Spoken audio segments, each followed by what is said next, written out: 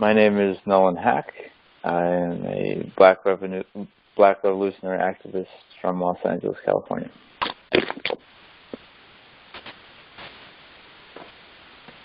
Hello, I'm Ann from the East Coast. I'm Lenape, and I do a lot with Not Your Mascots and a lot of Native issues.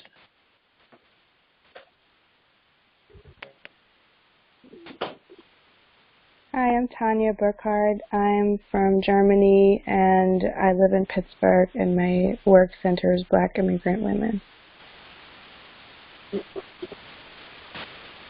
I'm Julie Dye. I live in Jackson, Michigan. I'm with the Michigan Coalition Against Racism in Sports and Media. We work with high schools in Michigan that have Native-themed mascots. All right. One factoid I learned in the last month: the United States has more than 6,000 troops stationed in 53 of 54 African countries. At any given time, Special Operations Forces of the United States military are carrying out nearly 100 missions across Africa. So I always feel a little conflicted with veterans. From my standpoint, supporting veterans versus supporting military are kind of night and day. Not so much night and day, but just two different situations. War is war, and I'm not a big fan of it. But supporting the military complex is a different ball game than, if your brother or your cousin or your friend is overseas fighting. So it's a weird, it's an anomaly. It's a very bizarre situation with Black and Indigenous people. And you talk about, Veterans Day in the military and whatnot, but who wants to kind of jump off of, Veterans Day and the military, that whole construct? Well, I can say that Native Americans have the largest percent in the military than any other race. And it goes back to protecting the land. It's controversial supporting the military after all they've done to the Native people. But then on the other hand, it's a way for men and women to go and fight for their families and their land, because it's still their land. And I know a lot of chiefs were actually in the military. Like my grandfather, he was in World War II. So it's a lot of natives do join, partly because they have a lot of recruiting right near the reservations or Indian populations. But it's something, even at our powwows and gatherings, that we do a big military presence. And we always recognize the military and people fighting on both sides. So, but I understand how people some are anti-military, which is okay, but I always feel you still have to be pro-soldier, because he's over there, she's over there, doing whatever the military tells them, and a lot of times they don't realize what's going on until they get in. They're over there fighting for oil, and that's not what they signed up for.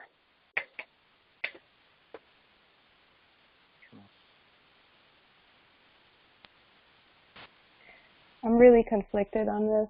First of all, because I'm not American, and then in Germany, where I grew up, I grew up very close to one of the biggest bases in the world, Ramstein, and the fighter jets were flying pretty much nonstop for practices and for test flights, but also because they would stop over or refuel on their way to different war zones. And for me, I've always felt like it was an oppressive force present, and just a reminder of there being this violent presence. But at the same time, I also know that communities of color are easily brought into the military because of the credits that you can get and for college, and because oftentimes there's high unemployment and it gives you a paycheck. But then at the same time, you're risking your life in some place for something that the agendas of which become clear like way later. So I mostly feel, I mean, I understand the pro-soldier thing, and of course you support your family members and loved ones, and at the same time, I think it's the putting America as the world's police in that way, just a reminder of colonial forces for me. Yeah, it's a very conflicting feeling. At the same way. I think conflicting is a pretty good word to use, Tanja.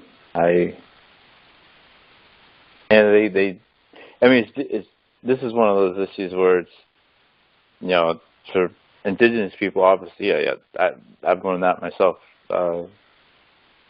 They have the highest per capita people going into the military of any race in the country, because they feel like they're protecting the land. But then for us, it's like we're literally going into our homeland and hurting our people. Like the brother who was killed, a part of the army, a few weeks ago, a month ago. Obviously horrible, and it's a shame that he died. But then there were Nigerian casualties as well, and that wasn't reported. That wasn't in the headlines. And knowing what they do to this day in our homeland is very troubling. And then you said it really well, like military here and then soldier here, support the soldiers, but the military can definitely differ on that. And that is there's a key difference. I think and it gets lost because whenever you say anything anti-military, you're branded as, you're crazy, anti-everything, inhumane, all this stuff. But there's a difference. Mm-hmm. Well, I kind of feel the same way. It's a strange situation because years ago the Native populations, at least the ones in Michigan here, I know that I can speak of.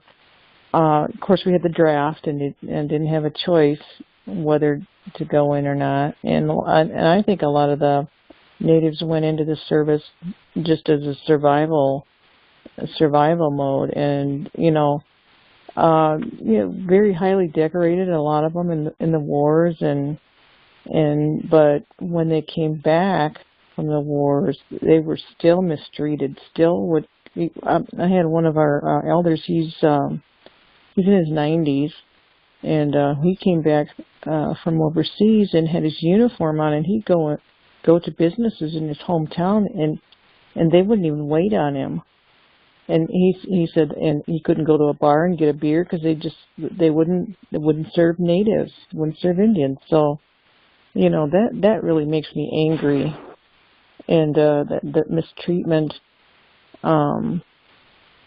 So, I think the economic situation that natives were in, I think they had a lot to do with the enlistment numbers too, as well as, just the fact that they wanted to fight for the land and everything. But, the fact that they got mistreated when they did return is, along with a lot of other soldiers and things, during, like, say, the Vietnam War.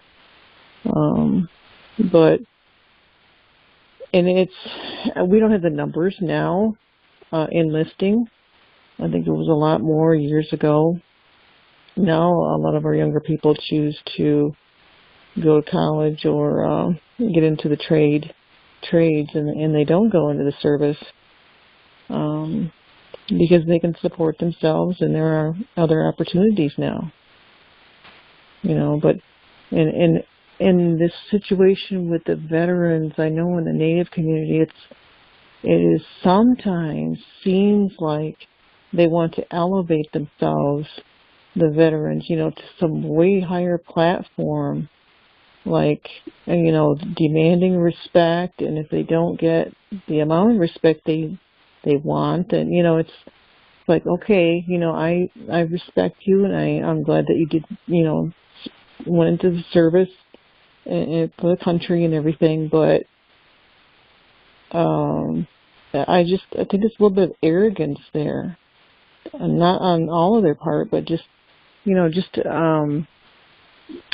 don't know how to explain it.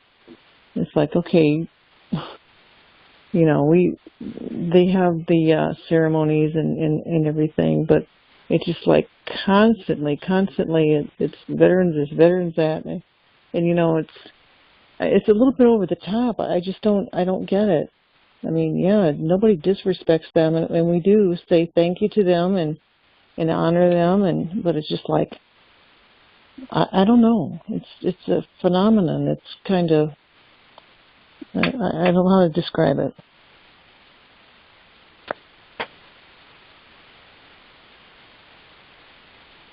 I also think it's an important conversation to think about veterans and mental health, and that's been one thing that has baffled me is the stigma that still exists, and the fact that there aren't mental health services comprehensively provided to people who have seen the most horrific things, and then to expect them to seamlessly reintegrate into society. And watching it fail, and it doesn't seem like there's, I know Michelle Obama had a lot of efforts dedicated to that. That was kind of one of her things, but comprehensively, it seems like after you've given your valuable years and energy and everything to the military, if things don't work out, you're kind of forgotten. So that's one thing that bothers me, and it doesn't surprise me that a lot of veterans struggle with mental health issues. And that's exacerbated by the fact that if you're black or indigenous, you're already born with trauma. That, the second you become a human being, you have trauma that is. It seems like it's everlasting, but hundreds of years of genocidal trauma, and then I can only imagine you're in a war zone, and, you see a young child bleeding walking across the street. I mean, it's no wonder why PTSD rates are so high, especially in our two communities when we come back from war. My uncle enlisted, I think, in the Marines, and I can't remember exactly what happened, but he luckily, all he had to do was do training in the South and then go to Germany or something. So he just got really lucky. And my dad got lucky because he hurt his knee playing basketball at UCLA, and they couldn't take him to the Army, and he got drafted. But they did the physical. Oh, your knee's messed up, can't take you. So my life would have been a lot different if I had an uncle and or a father who was in Vietnam. And my father, my grandfather, my mother's side, my white side, was in World War II. And I could never get him to talk about the war. Never.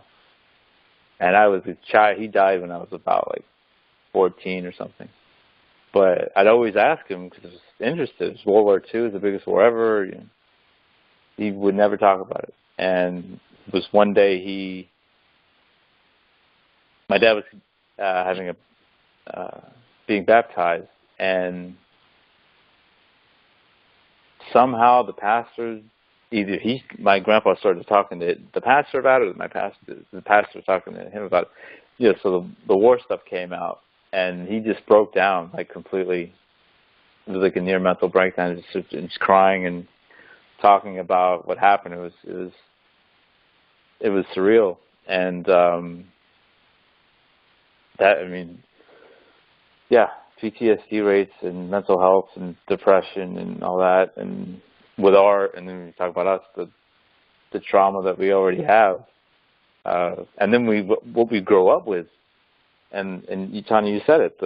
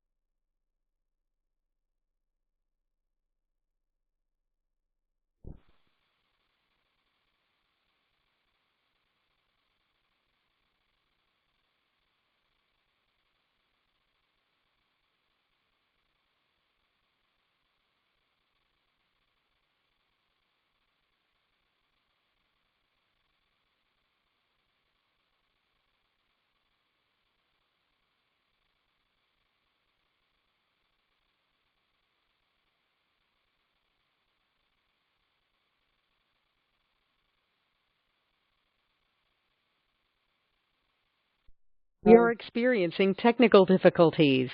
You may not hear everyone on the call. You will be prompted when the conference is reconnected.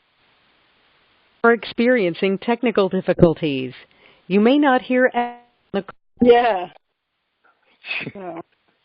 Yeah, but they don't treat the veterans as good as they should. Nobody should be on a waiting list waiting to get care. Everybody should have a home. I know they like bulldoze some homes at Fort Dix, you know, so there wasn't anything wrong with them, but they were just outdated and they built new ones. But I've always lived near Fort Dix, and you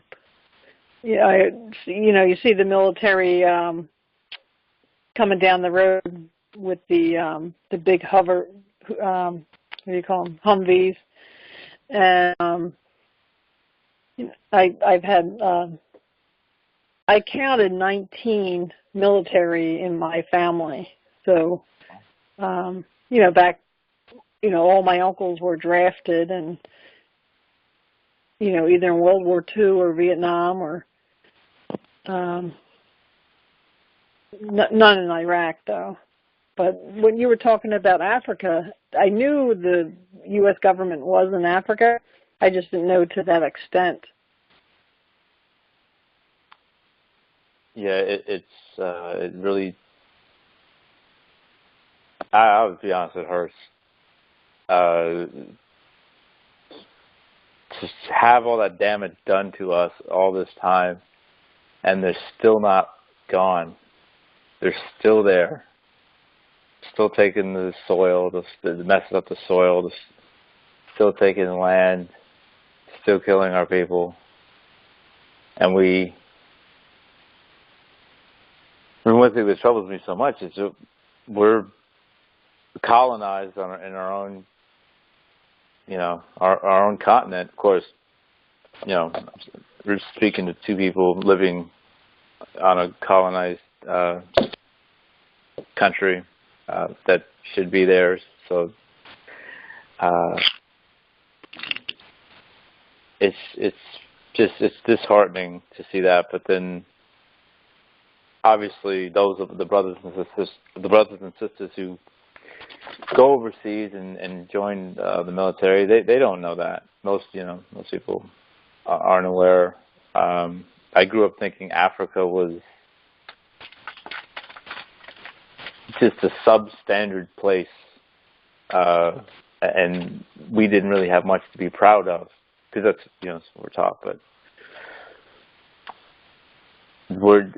our resources are still being taken, and the scary thing it is that they're being taken in large part by militaries and governments, and I wonder. And Julie, you were talking about how some native people and the native chiefs who were in the military, they go out of their way to ask for respect, and the bravado is turned up to 100 million. It's like, just calm down. What the thought process would be once you're in the military, and if you have any success in it as a Black or Indigenous person. I guess from our side, Colin Powell would be the best example of that. But I wonder what that mindset is like, because you're kind of, at least speaking for Black folks, you're playing for that. You're playing with the oppressor's side of the table, because this is not our land to defend, and then we'll go into our actual land and harm our people at the same time. But I was wondering what that mindset would be like. Well, the programming that goes into building a military person, I mean, the mind, what they do to their mind and getting them ready to fight and all that, I think that's a lasting effect that probably stays with someone for the rest of their lives. And I don't know what the percentages are, but the military has got to consist of almost entirely people from poor backgrounds. Now that we don't have the draft, minorities and people that really needed to go in for economic reasons, and I just it's a sad situation. It's a sad situation that we have all these wars going on and all these conflicts all over the Middle East and bases everywhere, and now the North Korea thing, and whose lives are on the line again? It's the poor people and the minorities. Yeah, that's one thing I always think about. The United States does not go into white countries. It's always a colored country: Somalia, Iraq, Niger. It's sad to see, because we are going over there and thinking we're protecting. So I'm speaking for our people again, but we're thinking we're protecting our land and our way of life, but doing the opposite. At least when we actually go into the motherland, and so many of us in the 60s were fighting to, not go. And Muhammad Ali lost the world championship title because he didn't want to fight. Well, a lot of us were still going over to fight. And you go back, Tanja, you may know this, back in World War II, there were Black Germans who fought for Hitler's army, and even in the Luftwaffe, Hermann Goering's Luftwaffe, thinking that, if we protect this country, they'll treat us better, and this is our, we live here, we're German. They stripped our citizenship, but still, very very interesting concept when we're fighting for other people that don't value us at all.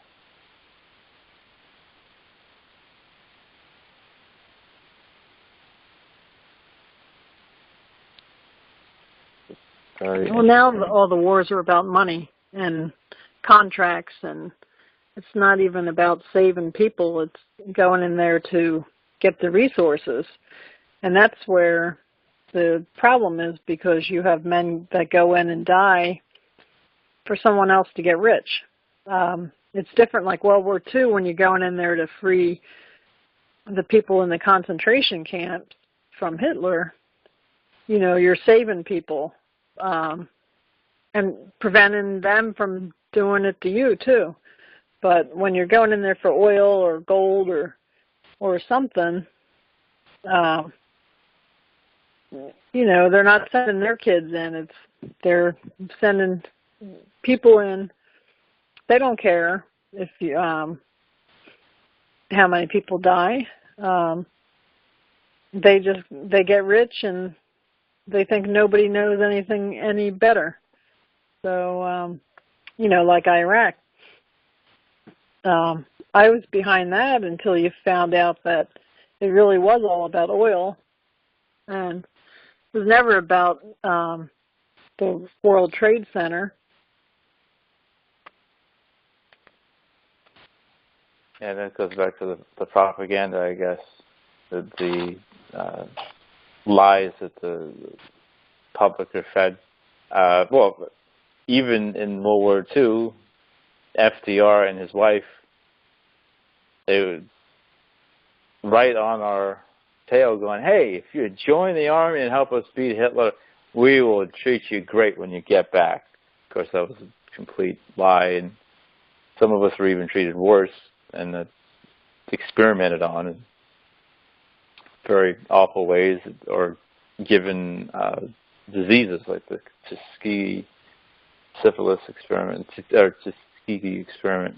Well, they gave us syphilis, but yeah, it's at least, you know, for World War II, like you said, Anne. Oh, well, okay, well, Hitler's awful, Hiroshimo's awful, Mussolini's awful. Okay, I can work with this.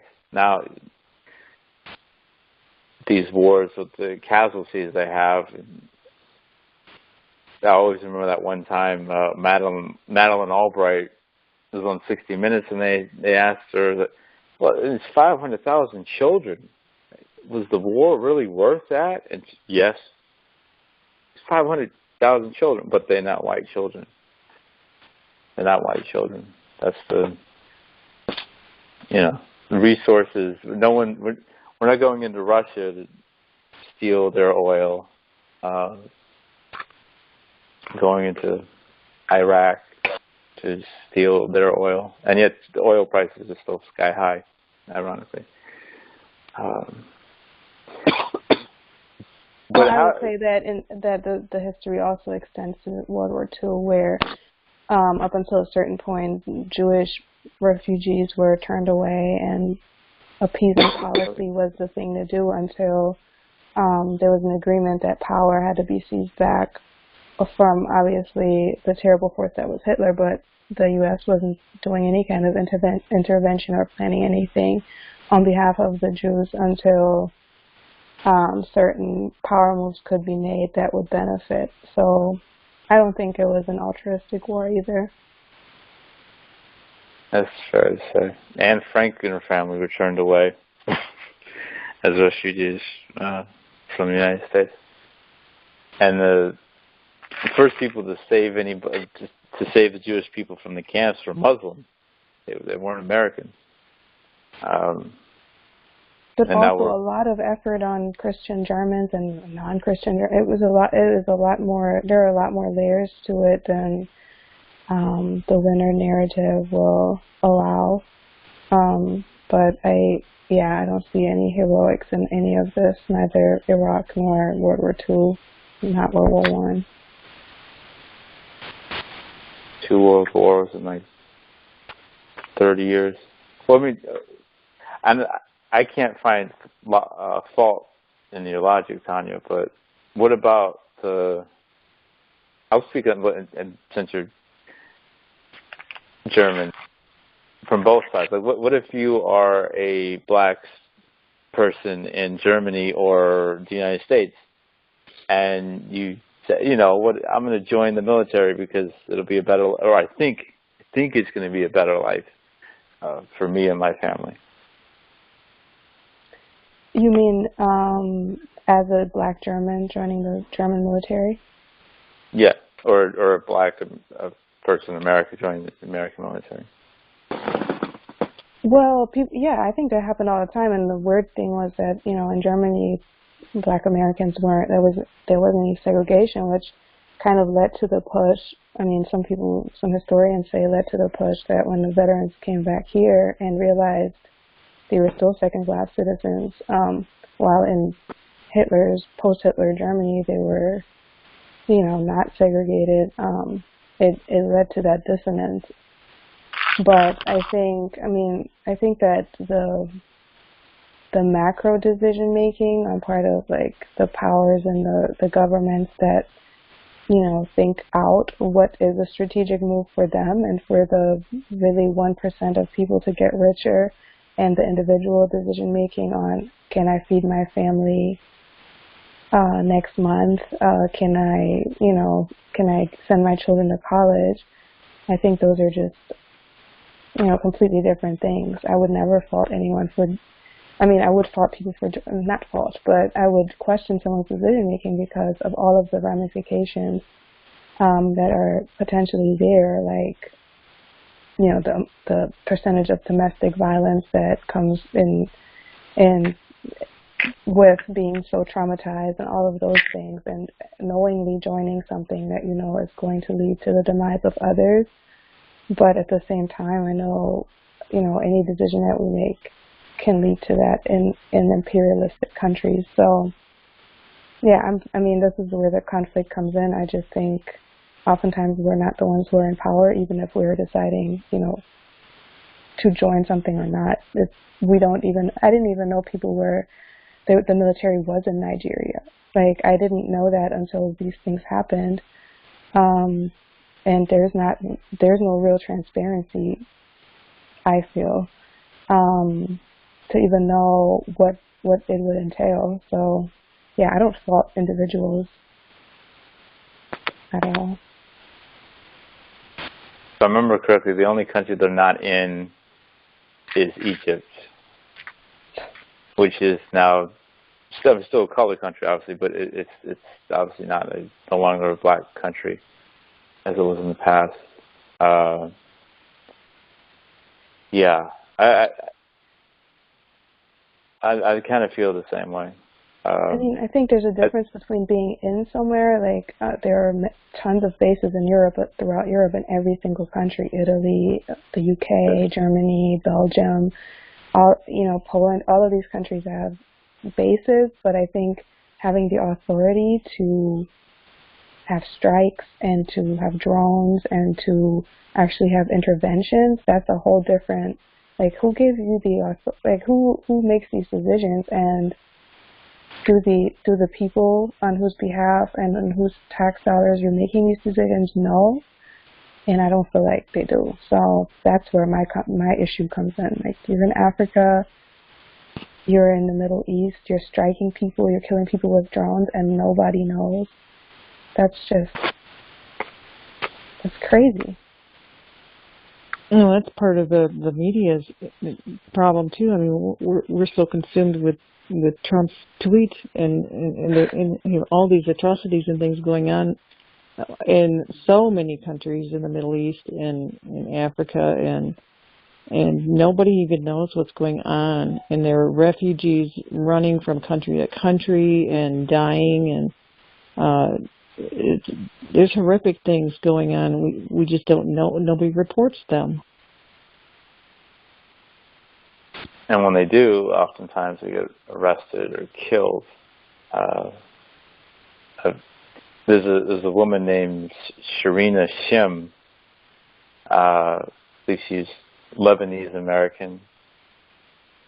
and she's a reporter for, I'm not going to remember it. She's a reporter in the Middle East, and she came across a story how Turkey and ISIS were doing some dirty dealings with each other.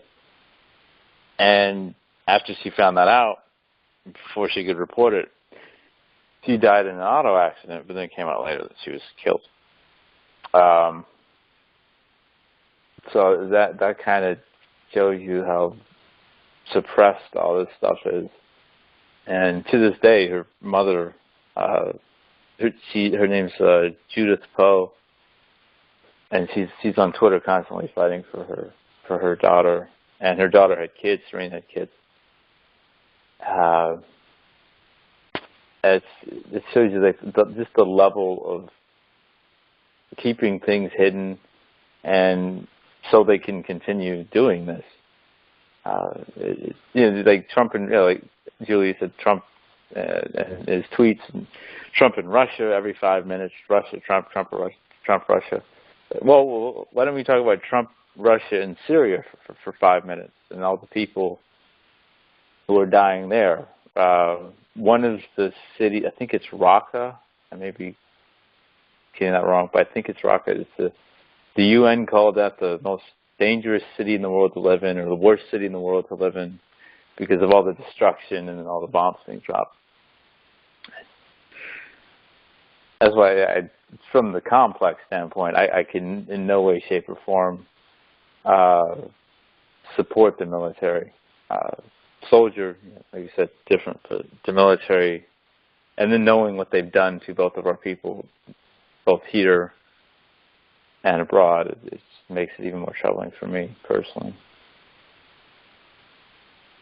Well, then in the news too, I was reading an article about how they deported some of the Mexican American veterans back to Mexico.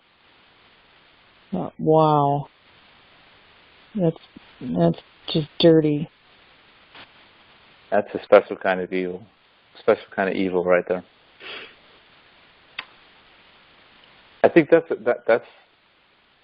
a key point with the military and people of color in this country, especially the two of us. It's, I'm not going to say alarming, but it's problematic to fight for and put your own life on the line for an entity that wants you dead or in prison. Though I respect and I understand the aspects of protecting your own land, because this is still native land, whether people want to admit it or not. But more so from Tanja and I's side of the fence, it's just a bizarre concept. We're fighting for the people who kill us on a daily basis.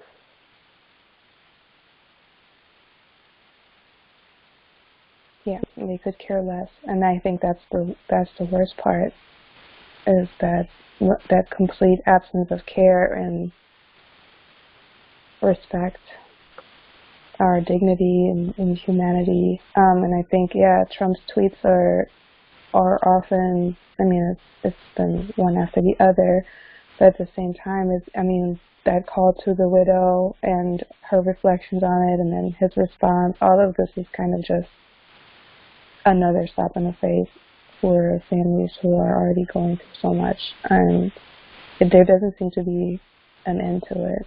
So yeah, it seems like they go out of their way to disrespect the military. Like the deported soldiers, there's no way they should have been deported. If you're going to fight for America, you should be able to stay in America when you're a veteran. That's right there, right off the bat. That's ridiculous, and the higher ups need to fix things like that. It just shows you how much the military has some big issues they need to fix, and they don't, because the news should be that they found those guys and brought them back to America for fighting for America.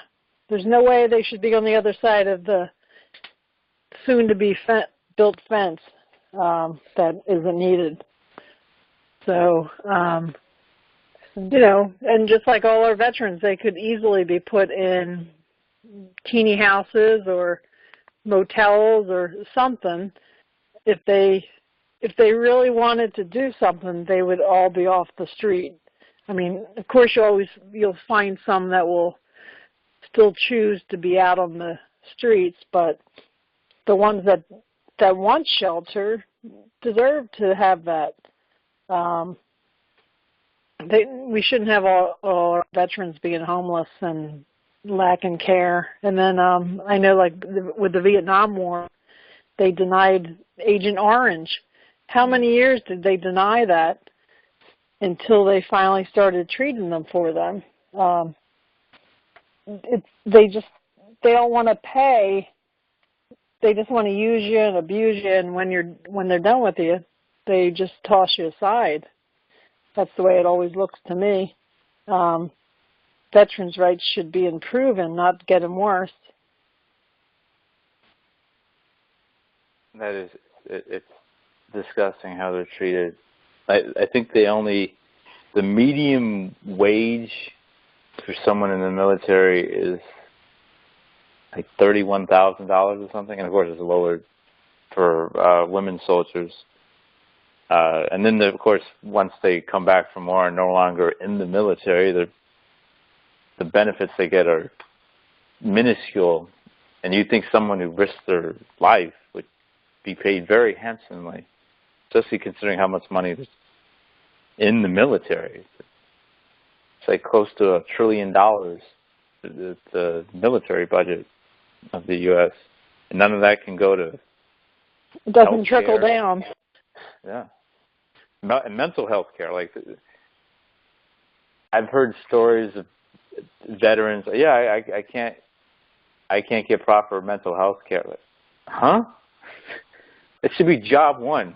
Like, while you're in fighting in wars and when you get back, that should be job one.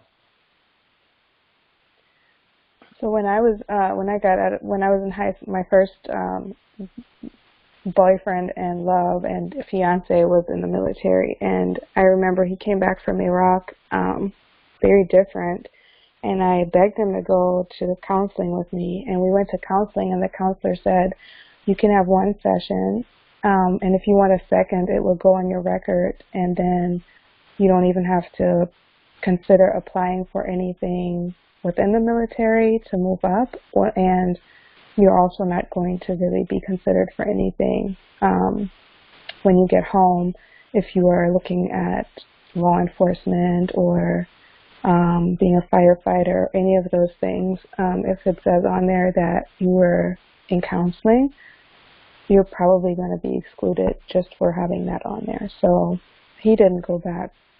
He's a firefighter now, I think, but it was so chilling because he was like 19, 20, and already, and the things that he had to do over there, I mean, no one should have to do, but a teenager having to reckon with that was just, I was so surprised, and ever since then I've been thinking about, like, what are your options?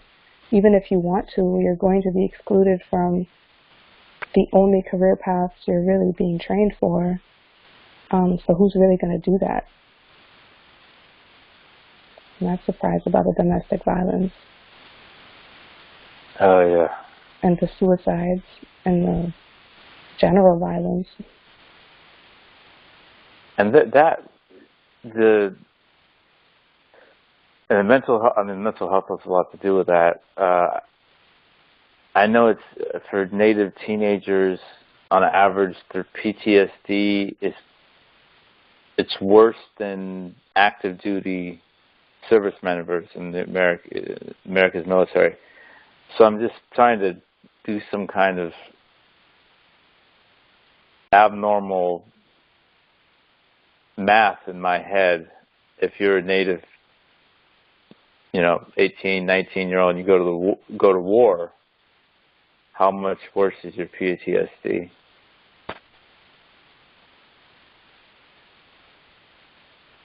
That's just a scary concept. Yeah. And then the abuse within the military, Right. of women and transgender women as well, both being pure women. I'm just saying that And transgender too. Oh my goodness, so many terrible things happen. That's true.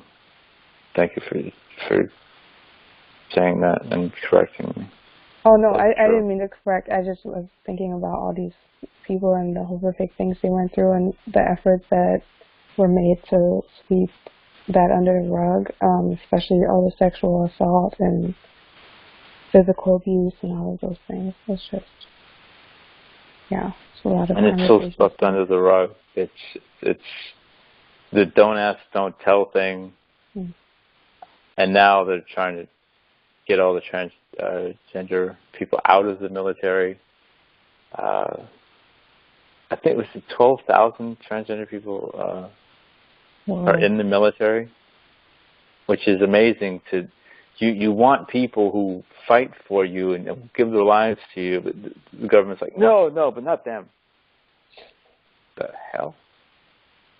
Yeah. Well, I thought I heard that the military were not going along with Trump on that they were speaking out and saying that gay or transgender are welcome in the military, and they were fighting Trump on that.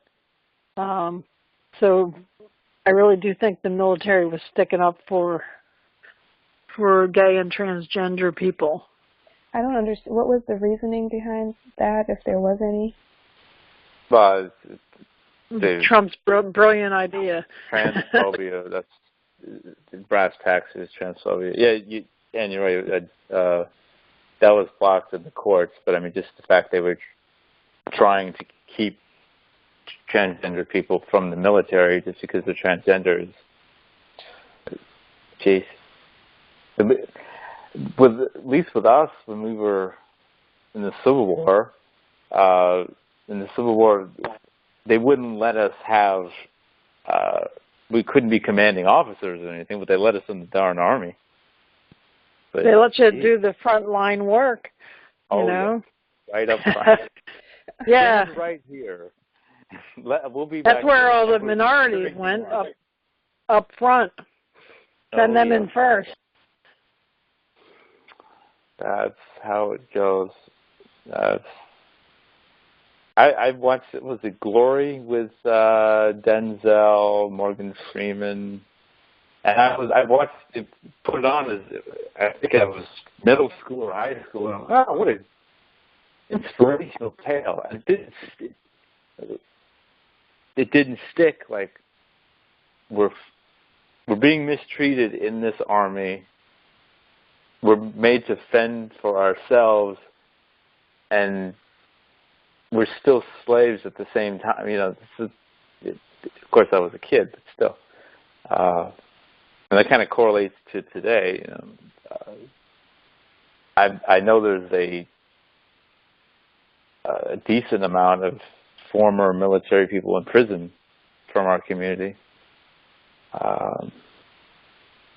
There's so many layers of disturbance. Yeah. A lot of them come back and they use drugs and alcohol afterwards because they don't get the mental health treatment they need, and they just do things to cope, you know, and keep the pain away. So they, you know, become alcoholics or drug addicts and, you know, do a lot of risky behavior instead of having therapy sessions and support groups. But I do think that's getting a little better, where they recognize post-traumatic stress. Even if you're out on the field, say, say in active duty, they do pull people off, but they still pressure them to get out there too.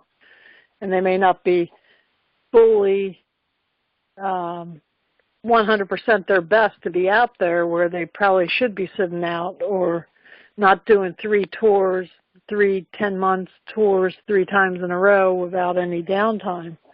So there's a lot of pressure on them, and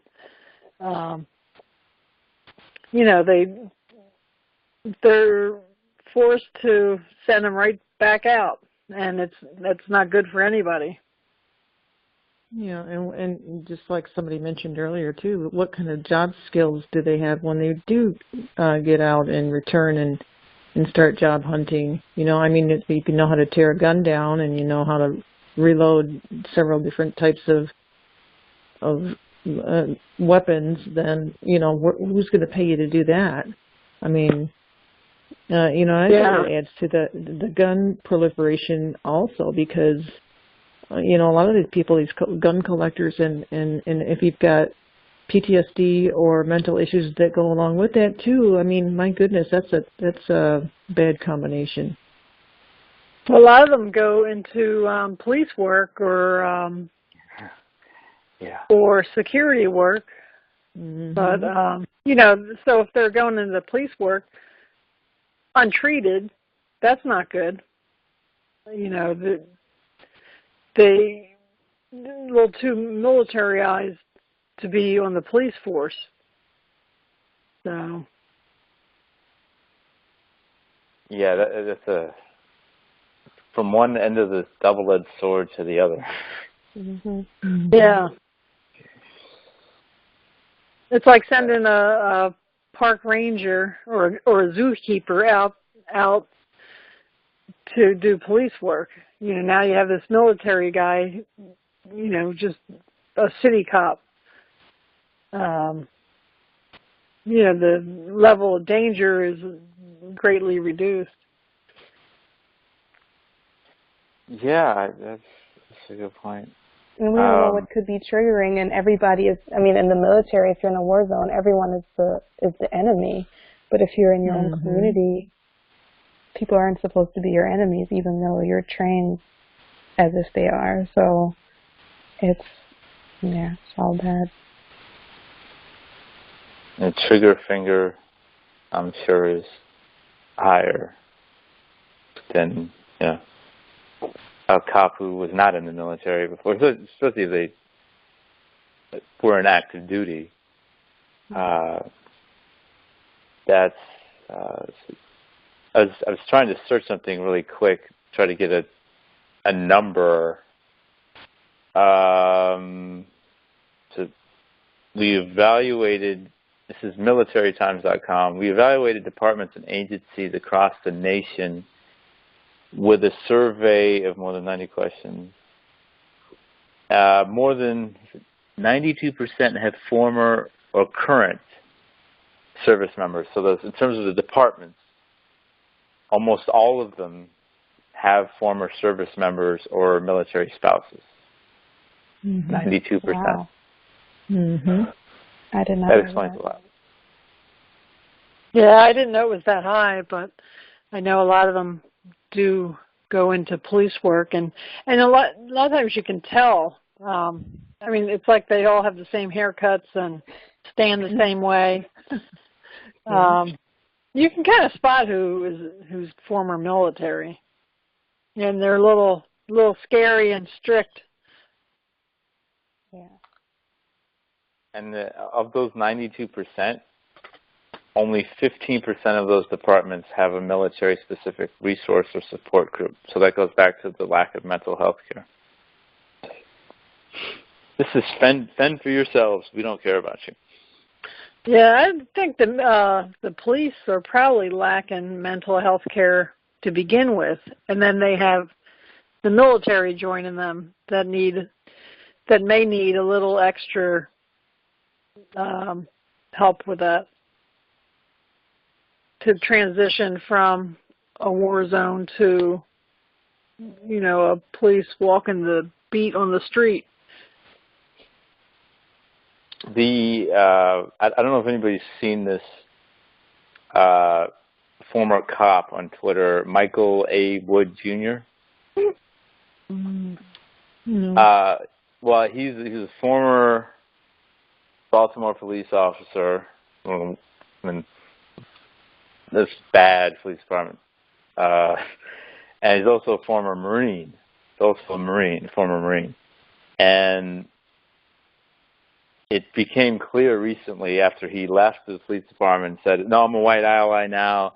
Cops are bad." Blah, it became clear he was one of those fake white allies because he snapped at, well, me, one of those people, but he snapped at a few people of color and black folks. He even went after a black woman.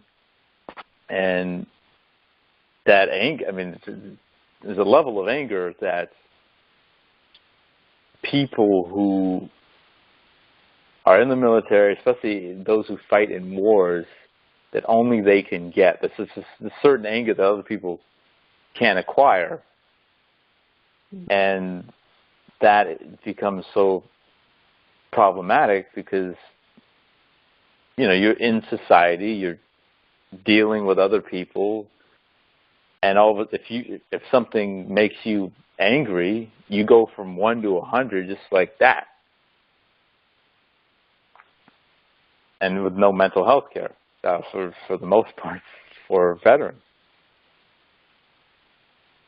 So that was the guy who said race was a social construct and therefore it didn't matter? Oh, okay. That's him, Michael Wood. He told me, well, if you have the answers, you effing fix it. And then he did the whole white-splaining thing where he says, what they say, "Hey, look, my commanding officers were all black, so shut up." He actually told me to shut up after saying that. But true colors have been shown. Thank you, Michael, for playing Are You a Legitimate White Ally?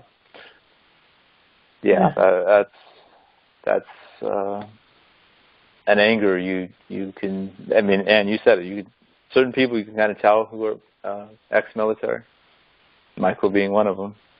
Yeah. Yeah. Well, they're programmed.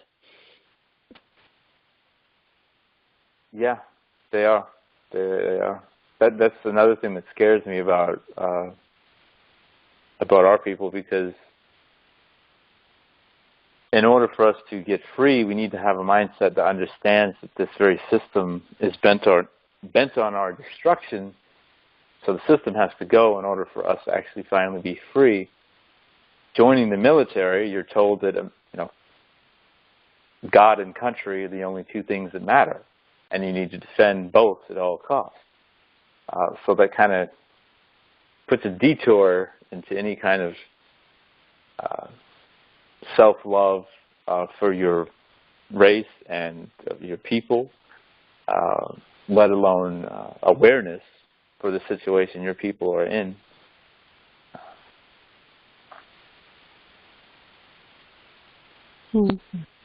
I wonder, though, how many people are buying into that who are actually in there. And there has to be a lot of breaking points, too, I would imagine, even if they go in to it, buying into that. A lot of war movies about that.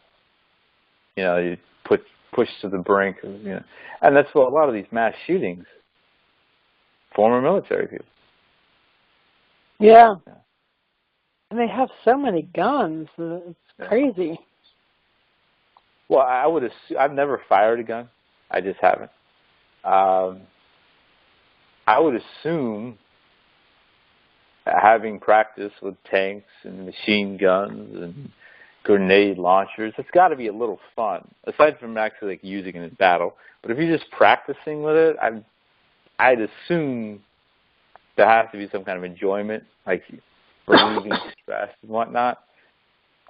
So you're used to that type of culture, and then you get home. So I want my dang gun. Yeah, well, I think they get used to the adrenaline rush. Yeah. You know. But well, the police across the USA are becoming militarized. New Jersey, they're buying tanks and Humvees and, military-style gear and weapons. And it's, we saw it in South Dakota. The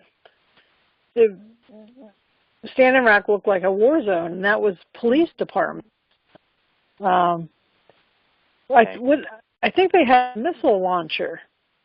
It's the cops are, it's you can't tell the difference between the military and the police anymore. Well, that goes back to the 60s. I mean, well, actually, you can take that all the way back to slavery, because, the slave patrols, they acted like the military, especially with the brutality.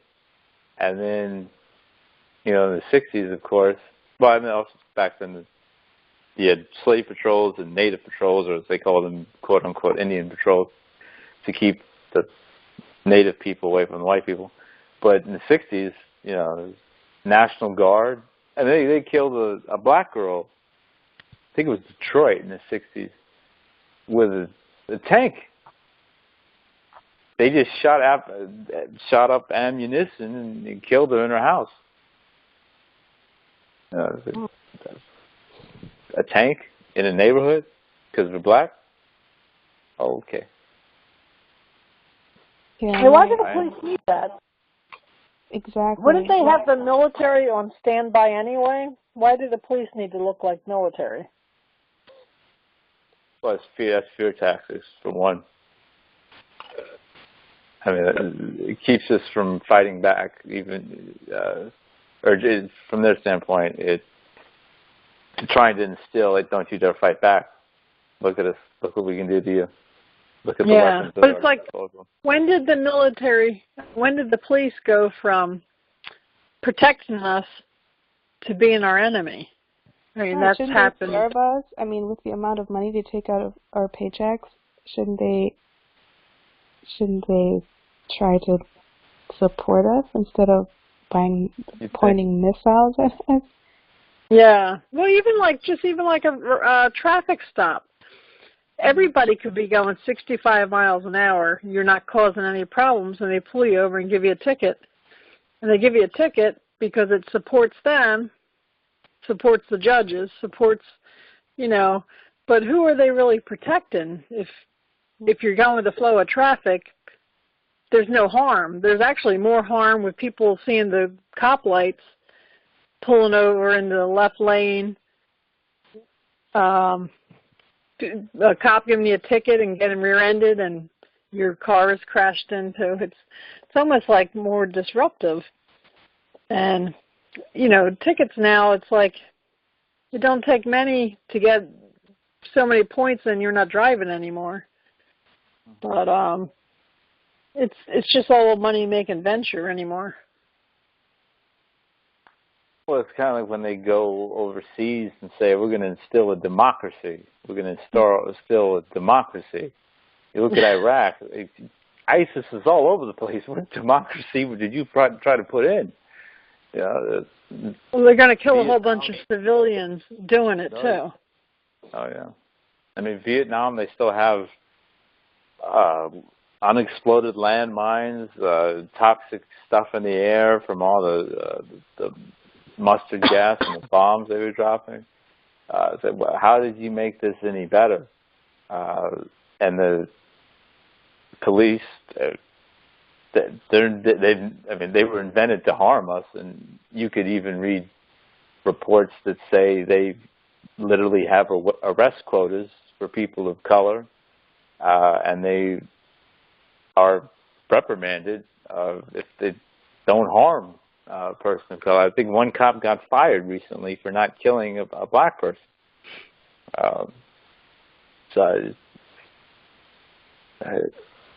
It's one thing I believe in is that white supremacy in this system, it's all encompassing in so many ways, and you can add in the military and the police into that, and especially as you said, Anne, that you can't tell the difference anymore between the two. they look so similar. Well, one thing that was interesting, Ian, or I don't know if any of you saw the More Than a Word yet, the whole movie. No, not yet. But Amanda Blackhorse was talking about how Dan Snyder flew the Navajo code talkers to Washington for the game and gave them new jackets and new blankets and things, and still had the price tags on them. Had them showcased out there on the football field and everything to show that he had them on their side. And I thought, wow, here they are, military heroes for this country, and he's using them, and they're going along with it. And it's hurting our people. Yeah, he was really sneaky like that. He did as a pretense of a military display, but it was during the Not Your Mascot protest when things were really heavy, and he had them come out, and you really had to go along with it because you didn't want to disrespect the military, but at the same time, you knew that he was using them. And some of them afterwards realized what happened, but, I mean, they were a bunch of older men that weren't online knowing about the Not Your Mascot thing going on. You know, some of them just, you get to be a certain age and you don't follow the news as closely sometimes. And Snyder just played them and took advantage of them. And, you know, I think afterward some of them did make some comments that they didn't realize that was what was going on. I don't think any of them would go back now. Messed up.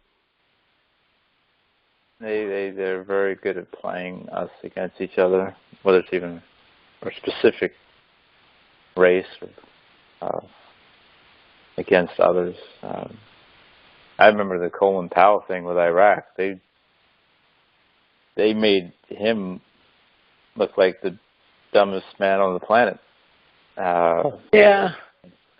He said, we have undeniable intelligence that Saddam has weapons of mass destruction. And he's just one of the most decorated war heroes in the history of the country. But no.